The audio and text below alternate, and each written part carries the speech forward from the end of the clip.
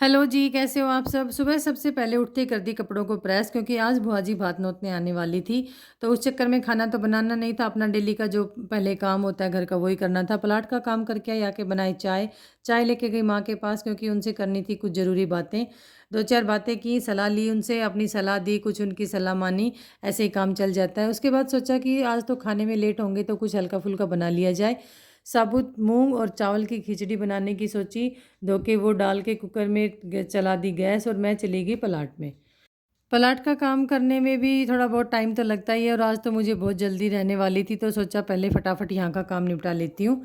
अपने ज़रूरी जो काम थे वो किए।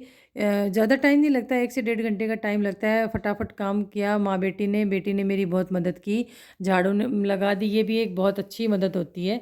उसके बाद लोग लगा के मैं आ गई घर। घर आई तो बेटी झाड़ू लगा रही थी। मैंने हैंड वॉश करके देखा तो मेरी खिचड़ी बिल्कुल रेडी हो चुकी थी। बच्चों को खाना डाल दिया। खाना लेके गई माँ के पास तो माँ बोली क्यों दो दो बार का आटे टकराया तो नहीं की बार ना खा लेता। मैंने कहा कोई बात नहीं माँ, हमें भी तो भूख लगती है काम करते करते। फिर उसके बाद ये मैंने कर दिया अपना हॉल बिल्कुल खाली क्योंकि आज तो स्पेस की बहुत ज़्यादा ज़रूरत थी।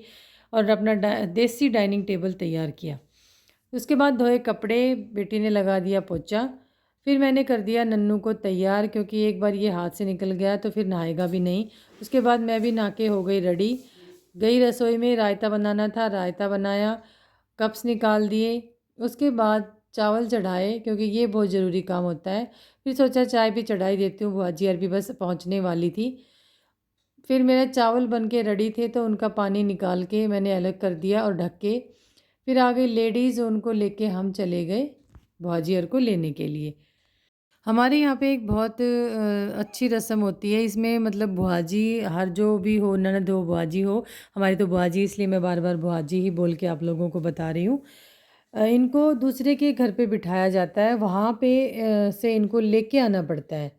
घर की महिलाएँ जाती हैं, कुछ अपने अड़ोस-पड़ोस की महिलाओं को लेके। पानी में थोड़ा दूध, थोड़ा मीठा डाल के मीठा पानी बनाया जाता है। सबसे पहले वो इनको पिलाया जाता है, उसके बाद हम इनको वहाँ से लेके आते हैं। ये बुआजी और सबसे मिली, मम्मी से मिली, सब लेडीज़ से मिली, उसके बाद हम चल दिए इनको लेके घर की तरफ।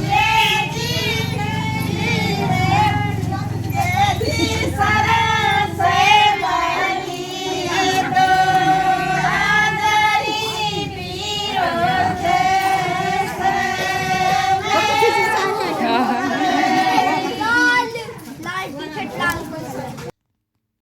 गीत गाते हुए पहुंच गए घर क्योंकि घर आके इनको भी लेडीज़ को कुछ गीत और गाने होते हैं। ये भी एक तरह की रस्म ही होती है और हम भी देखते आए हैं कि ये सभी करते हैं और हम अब करेंगे तो हमसे हमारे बच्चे सीखेंगे। बहुत अच्छी रस्म है, मतलब मान सम्मान भी दिखता है कि आने वाली जो बहन बेटी होती है उनका मान सम्मान किया जाता है। उसके बाद देखा तो बच्चे तो खेलने लग गए कैरम। इनको तो बस एक ही काम है, अपना खाओ पियो मौज करो।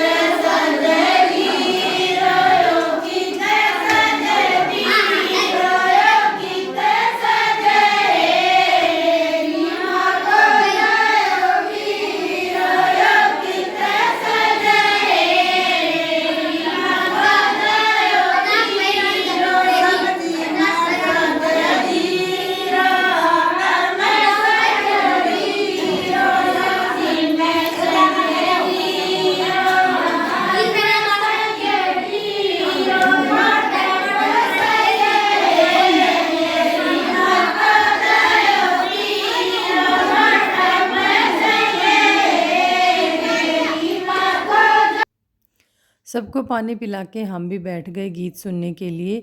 5 से 7 गीत गाने होते हैं, वो इन्होंने गाए।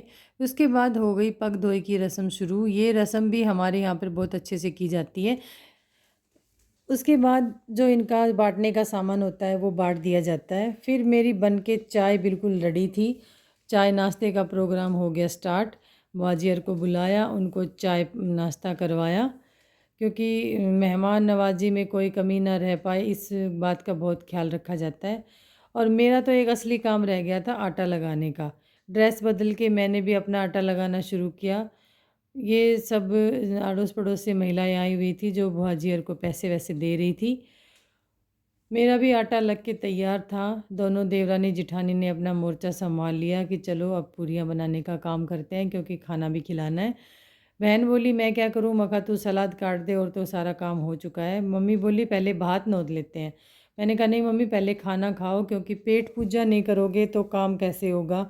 खाना बहुत ज़रूरी है, क्योंकि इनको भी भूख लगी होगी, सुबह जल्दी चले थे, काफ़ी दूर का सफ़र तय करके आए थे। खाना डाल दिया, सब ने खाना खाया। मम्मी लगी हुई थी अपनी अड़ोस पड़ोस की बातें बताने अपनी नंदों को।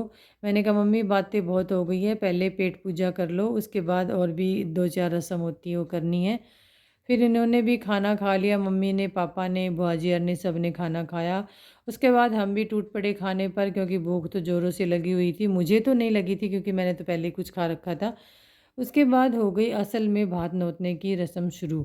इसमें जिसके बच्चे की शादी होती है वो अपने भाई को तिलक लगाती है, थोड़े चावल के दाने लगाती है। उसके बाद उनको एक सूखा नारियल, एक कुंजा, एक गुड़ की भेली और कपड़े दिए जाते हैं। और अपनी भाभी को भी बुआ जी ने तिलक लगाया और इनको एक वादा कह लो, चाहे कुछ भी कह लो, मतलब कहते नहीं है लेकिन इनका मतलब मानना होता है कि ये अपने भाई भाभी को बोलती हैं कि मेरे बच्चे की शादी है और आपको शादी में ज़रूर आना है भात लेके। उसके बाद हो गया विदाई का समय, तो मैंने सोचा चलो अब चाय बना देते हैं, कि विदाई के समय एक विदाई चाय तो बनती है और सभी बनाते हैं, इसमें कोई दो राय नहीं है। बना दी चाय और सब ने बैठ के चाय पी। उसके बाद एक बहुत ज़रूरी काम रह गया था, अमरूद देने का। हमारे घर पे कई पेड़ लगे हुए हैं और ऐसा कभी नहीं हुआ कि मेहमान आए और बिना अमरूद लिए चले जाएं। आज तक ऐसा हुआ नहीं है, सबको अमरूद डाल के दे दिए। उसके बाद पापा जी ने बुआ जी को गिफ्ट किया एक छोटा सा पौधा। फिर हो गया असल में विदाई का समय आ गया था। पापा जी ने अपनी बहनों को आशीर्वाद दिया, क्योंकि पापा मम्मी बड़े हैं, तीनों बुआ जी छोटी हैं। मम्मी भी अपनी नंदों को प्यार दुलार कर रही थी और कह रही थी ठीक है मिलते हैं जल्दी ही। मैं तो सोच ही रही थी कि मम्मी चले ही जाते हैं, पर अब तो भात नोत दिया, अब नहीं जा सकते, क्योंकि ये एक रस्म होती है। फिर फूफा जी से आशीर्वाद लिया, क्योंकि इस रस्म में ये होता है कि जब भात नोत दिया जाए तो बहन भाई एक दूसरे के सामने नहीं आते, शादी वाले दिन तक भात लेने के बाद ही वो एक दूसरे से मिल पाएंगे। हमारे यहाँ पे ये रस्म निभाई जाती है। बुआजी आ गई तभी आ गया एक बहरूपिया। फिर मम्मी बोली भाई तू भी कुछ दिखा तुम करके। करो मेरे आका, आपका ये गुलाम हाजिर है मेरे आका। जब तक आपके हाथ में वो चिराग रहेगा मैं आप ही का ही गुलाम रहूंगा मेरे आका। हुकुम की तालीम हो मेरे आका, पर्दे उड़ उड़ के देखते हैं मुझे।